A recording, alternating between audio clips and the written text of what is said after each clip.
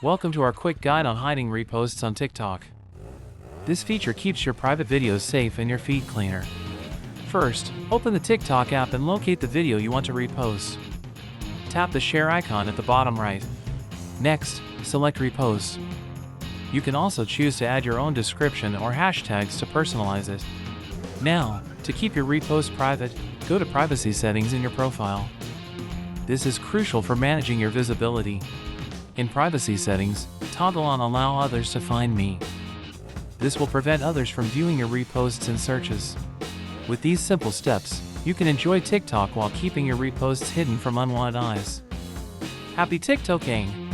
Always remember to regularly check your privacy settings as TikTok updates features frequently. Engage with TikTok thoughtfully. Always consider your audience when reposting content. For additional privacy tips, explore TikTok's Help Center. It's a resourceful guide for all users. Thank you for watching. If you found this helpful, be sure to like and share our guide. Stay tuned for more tips on enhancing your TikTok experience. See you next time. Until then, enjoy creating content while keeping your privacy in mind. Bye for now.